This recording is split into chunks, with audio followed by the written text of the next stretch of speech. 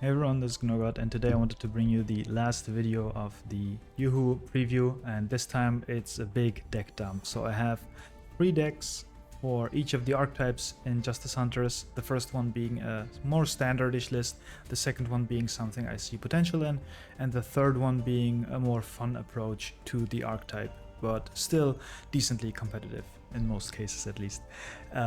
Let's start off with Yummy. So for the standard Yummy list, I have very basic, just pure Yummy with the small striker engine being 2 engages and 1 Hornet drones is pretty standard. We have the Obedience Schooled, powerful card. These cards are especially good because Yummy has an issue going second having their bodies removed, so having non-normal summon way of getting bodies on the field is crucial. And then a package I really like, at least until we get the new Yummy name, is the Dominus package. What is that? That is 3 Imperm, 3 Purge, and 3 Songs of the Dominators. We don't activate cards in hand unless we have a Charmy.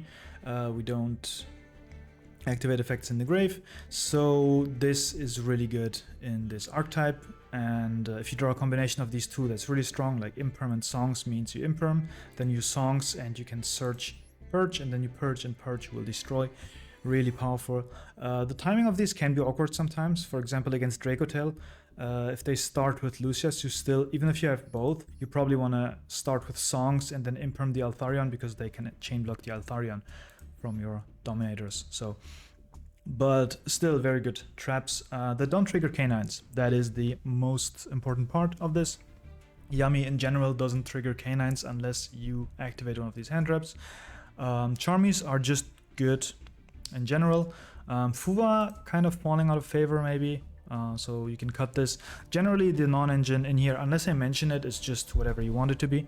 Ash Blossom is just for other Charmies because Perulia is decent here against Charmies, against Yummy. And then we have Droplet because we want to stick to the non-engine that doesn't trigger canine here. In the extra deck there's nothing really that's very interesting, very standard stuff. So that is Yummy number 1. Let's move on to Canine number 1, and that is probably the most popular deck of the next format, Canine Vanquish Soul. This is inspired by the winning list of the EUWCQ. We just put in the canines instead of other cards, and we still have the one of Protoss, yay, but this will hopefully after the next ban list not be here anymore. And nothing really interesting to say. This is just a bunch of engine, and canines have very good attributes. For the Vanquish Soul, we have Darks and Earth, which are, if you read it, the perfect attributes to have the take effect of Holy Sue. So that's that. And for the extra deck, you just have the 2 rocks, and then the rest is rank 5 toolbox. This card here is very powerful. The only card in the archetype that we need that's not reprinted in Justice Hunters, Paradise Smasher is being reprinted, the Nash engine is being reprinted, so yeah, get those. And yeah, that's it for K9 Vanquish Soul. You'll see I'll breeze through the list number 1 because they're very standardish, so there's not much to say here. Then we have Dracotail, and you see a ban card here, and that is Fenrir. This is just pure Dracotail. It does have canines in it, but I don't consider it canine Dracotail because a lot of decks will just play this package. Just play any non-engine instead. But Fenrir is one of the cards I really like in this deck. In Justice Hunter format, a lot of decks value the bodies on board, especially like Yummy wants to have the bodies on board, Fenrir can remove them. Against the Canine, if they activate Izuna, special it, you can Fenrir banish the Izuna before the Lupus comes back, and then they can't really exist. And Fenrir is also strong against Retaliating Sea, so you activate Rahu, which would allow your opponent to activate Retaliating Sea. Then you just go and with Rahu you fuse away the Fenrir that you added off Fenrir and any name from your deck that you don't need. You still make the Altharion and you just grab back something from the grave if you have something in the grave. Or if you don't have anything to grab back, you just make Grammel instead. And on resolution, the Fenrir will just banish the Retaliating Sea. Now, you won't get the Dracotail effect in the grave from Rahu, but you'll also -1 your opponent and you still have a Grammel on field. So I think that's a fair trade-off. Also, Fenrir will be in your main combo. Even if you go like full combo with the normal summon here, that is 3 summons and Fenrir makes it 4, so that doesn't even play into Nib. And lastly, we have the King of the Swamp. I had Cartesia in here for a while, but I felt like in most cases Cartesia felt like another normal summon just in his deck, and we already have 6 here. So instead I put in the King of the Swamp, and I've been really liking it. Just the fact that this can be either just a random body in your hand, or it can make Dragoon with 5 mana, or with Keto Dragontail, or it can search you a Polymerization if your hand is full of monsters. That's it. Also, it allows you to play Guardian Chimera, going second, going Fusion, and let's say you go Urgula plus Mooler plus any other body, and you just make Guardian Chimera. You get a chain block Guardian Chimera plus a negate plus a pop, plus you get card set. Really, really powerful stuff. In the side deck, you see there's a Cartesia that I had before. There's a Winda package you can play. I don't like the Winda package. There is the high roll, of course, that in your opponent's first turn you just have like 5 mana, Dark Monster, and Shadow Beast, and then you just make Winda on their turn and you just instantly win the game. But I feel like Dracotail wants its cards to be live. So if it's not hand traps, then you want the card to be live, or at least be something that you can fuse away, which this would be. Get your card advantage back, but still. And speaking of non-engine, you see there's a Valor in here. There's no Imperm here, although Imperm is better into canines. However, Valor is a monster, so in some hands you just need the monster count. And Valor can be added back by Altharion, which sometimes comes up. And lastly, it's a spellcaster, so that is relevant for if you only have Altharion in the field, you can normal summon Valor, link it off into Spirit, make seals, in the grind game that comes up. Or if you have the Secretarian Dragon, and you have Valor plus a Dragon Engrave, you go Secretarian target, Valor, and let's say the Mooler. You summon the Mooler, you put the Valor back because there's a dragon, there's a spellcaster, and you can resolve the effect this way. So I like the Valor here, but again, non-engine, just adjust them how you see fit. So that is Dracotail number 1. Let's go into Yummy number 2, and that is Yummy Fiendsmith. So why do we want to run Fiendsmith in this? First of all, we can still run Purge because Fiendsmiths are lights, and the Fiendsmith engine basically gets you a more layered board. Yummy generally has a decent end board, very hard to chew through, but it's weak against breakers, like especially Dark Armor or Droplet. And you don't really have a way to play around it. The only layer you have is Yummy Surprise, and that is okay. But if you have the Fiendsmith engine, you can go into Desiree, and then you just chain something like the Surprise and negate the Dark Ruler no more. There's also the Yummy Trap that you could play in that case, just to have something to flip in response to the Dark Ruler no more, so that your Desiree can negate it. So that is the advantage of the Fiendsmith engine. And synergy wise, Yummy doesn't lock you, so Yummy can obviously go into Moon, but also the Fiendsmith engine doesn't require your normal, so you will just get a Link 1 on the field, and from there on out you can just special summon your Yummies and play. Now if they want to use their removal on your Link 1, the nice thing is that Requiem either stays on the field as a Link 1, or if they try to remove it, you can just chain it to dodge. So they shouldn't really like target this with anything, so it just sticks on the field. And another layer is obviously the Fiendsmith in Paradise. Plus the Caesar just lets you play more ignorantly into Nib. This deck is decent into Nib, but it loses some resources, whereas Caesar just, yeah. The disadvantage of this is obviously that now with Fiendsmith you will play into K9s, so beware of that. That is the second Yummy list. Let's go to the second K9 list, and this is Fiendsmith K9. So another Fiendsmith list. It looks a bit boring, but hear me out here. So the issue of pure K9 is that you generally don't have enough to do with the bodies you get. And Fiendsmith kind of fixes this, right? Instead of making another rank 5, you can just make Ripper, and then with the Ripper you grab the Lantern revives the K9, you grab the Forced Liberation, and then the 2 K9s you make the Moon and go into the Fiendsmith line. And it also gets you more grind game.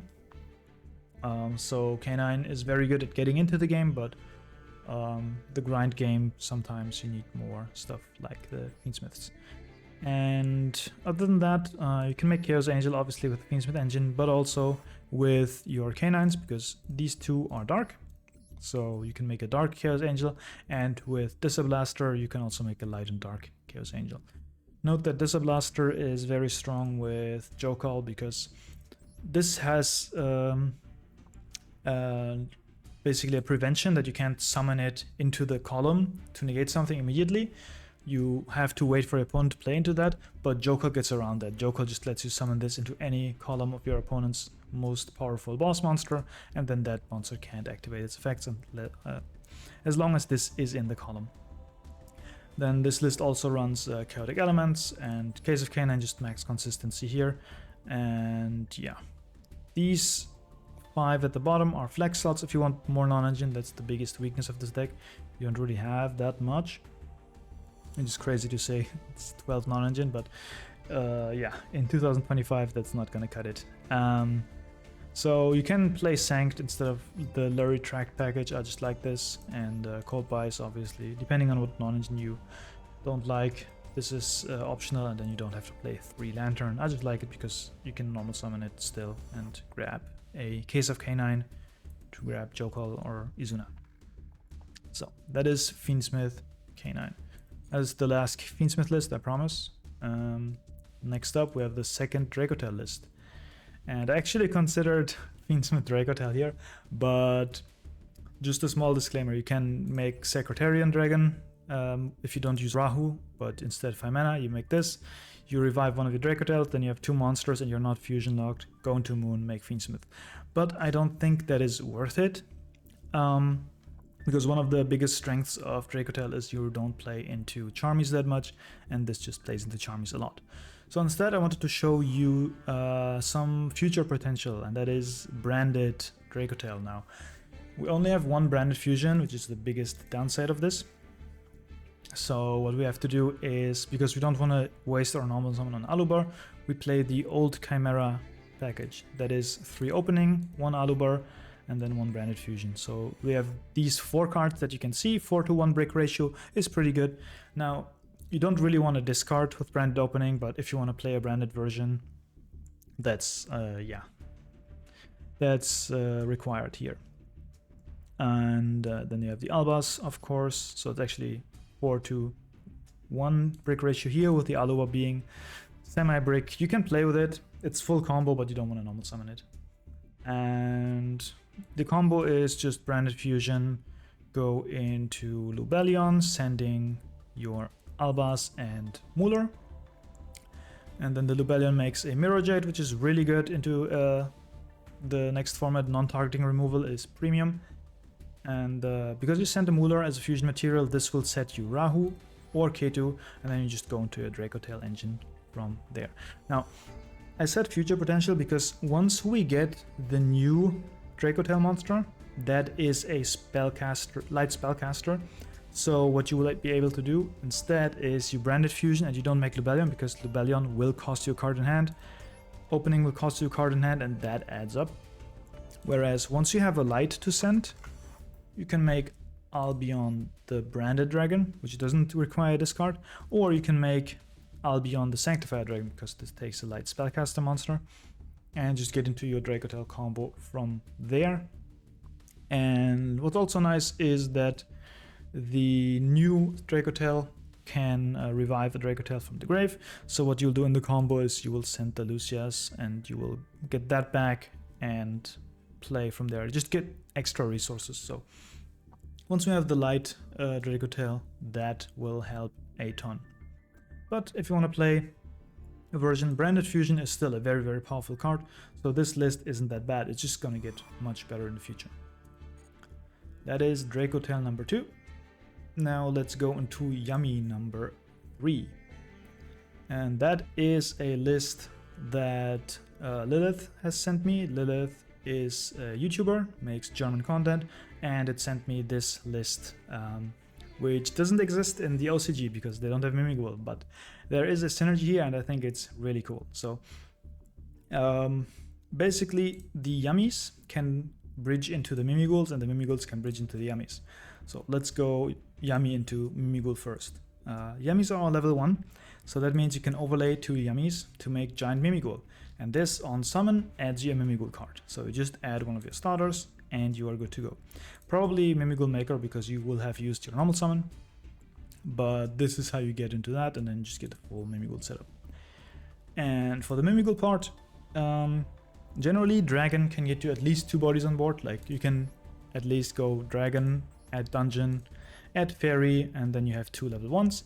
And if you have 2 level 1s, you can go into a Link one, for example Anima, and then you synchro into Capsi, and then you get into your Yummy engine this way. But you can also go Dragon, grab Maker, and then Maker or Archfiend and Slime, and then if you hit, you can get Archfiend on your field, flipping the slime comes over, you get the Master, which adds you something, and you just have a bunch of bodies. And what you can do then is you can go into Giant Mimighoul, put in the extra monster zone, and add like the Mimighoul trap, and then you link this into Gravity Controller. Now you will have the Dragon plus the Gravity Controller, and synchro that into the Mimighoul engine. I mean the Yummy engine. So very cool concept, very novel concept. So if you want to tinker around with this, I encourage you to do so, because this is uncharted territory. Now, Yummy 3, let's go to Canine 3. And this is probably the worst list out of all of them, but it just looks so fun. This is Primite Canine, and the whole deck revolves around this card, Infernal Queen Salmon. So if this is normal special summon, you can special summon 1 fish normal monster from your hand, deck, or graveyard. It has another effect where it summons token if it's destroyed, but that's not relevant here. Basically, this summons the Terror King Salmon, which is level 5. So you can go Jokal special the Infernal Queen. This summons the Terror King, and suddenly you have 3 level 5 monsters on the board. And the Jokal can also add you another Canine, and you just go from there. So ton of bodies on the board, and Jokal locks you into light, like out of lights with these 2. But if your opponent dares to do anything and you get Izuna off, you just make Ripper with Jokal and Salmon, and then Izuna, Lupus, and Salmon will make Paradise Smasher, and you skip that turn. The rest of the deck is obviously the 3 barrel, and then pure Canine stuff. So the Disablaster is here again, we have the Chaotic Elements, we have the Case of Canine, and yeah, we play 1 Primate Roar because I wanted to have access to a level 5 body with load. So basically, if you have like load and Disablaster, we can special this and then go Primate Roar. No, first Primate Roar, and then you to get the Salmon, then you special the Disablaster, and then you make Ripper and go into your Canine combo that way. What also works is if you have load, you grab Roar, special the Salmon, and then you normal summon any of the Canines, because they can normal summon if your opponent has 2 or more cards in their hand. Extra deck is pretty standard for the pure Canine stuff, and then in the side deck I just wanted to show you that you can play spell card Soul Exchange, which is especially strong in this version, because if you tribute your opponent's Lunar Light Liger Dancer for Infernal Queen Salmon, that should basically win you the game. So that is Primite Canine. You can probably also cut the barrels down, but I just have it at 3 here. So let's go into the last list for today, and that is the 3rd Dracotail version, and it's also a Primite version. But this one I think has a lot more potential than the Canine one, because this is mostly just pure Dracotail. We add 1, 2, 3, 4, 5, 6 cards for the engine, but the engine does a lot. So we have the Dark Magician. Dark Magician is not even a bad card because if you draw it, you can fuse it into Dragoon. Dragoon is very strong in this deck. And one thing that is really nice here is that the Primate engine even bridges you into your canine stuff, your Dracotail stuff. So 1 card starter for your Dracotail engine, pretty good. I wanted to show you that in a combo. So let's go to the replays and let's go here. And let's look at the combo. So all you need here is the Loudly Load or barrel. And what you will do here is you go activate it, grab the barrel, barrel sets you the drill beam, and then you go special summon Dark Magician, hopefully not from your hand but from your deck, so you don't go minus. And what you have to do here is you link off the Dark Magician into Imduck. Now Imduck has a lot of text, which is all not important to you. The only thing that's important to you is that this says 1 normal monster, except a token, and that it says dragon. So we turn our Dark Magician into a dragon, because that means we can make seals here. Now, we can pass on the seals. Now what I like to do is on your opponent's turn, like as soon as you can, just activate the seals to bounce your load. Why would you do that? Because our drill beam in this particular hand is not active. Of course, if you have another load in hand, you don't have to do this. You just keep the seals for another bounce. But just to show you that even if you have only non-engine in your hand, you will have the drill beam active, and the seals will summon your Mimighoul, because this is a dragon. And now during your opponent's turn, you can use the Mimighoul and any monster in your hand to make Altharion, and Altharion can bounce something on your opponent's field, or if you wanted to keep the non-targeting bounce of seals here for your opponent's board, you can use your Altharion to just bounce back your Dark Magician here, or your barrel to use the drill beam. I like it the other way around because this way we can get the barrel back for free next turn. That's also one thing I wanted to note about this list is the barrel is just a recurring fusion material for this deck, which is nice. But yeah, this is how you go into your Dracotail engine with the Primate engine. Now, of course, if you have a Primite starter and the Dracotail starter, you can just do your standard Dracotail combo, being Altharion plus Grummel, and then activate the load, grab the drill beam, special the Dark Magician, that is 4 summons.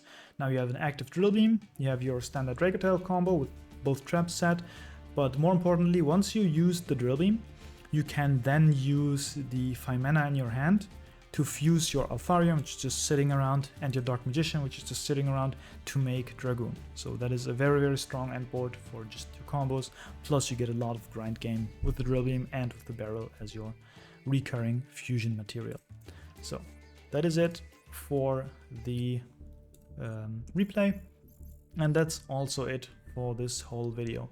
So thanks for watching this video. Thanks to everyone who watched all of the videos for the Justice Hunters series. I know that this wasn't the most popular videos on my channel, but I really wanted to do it just because I really like the set and I wanted to give others like a head start into it.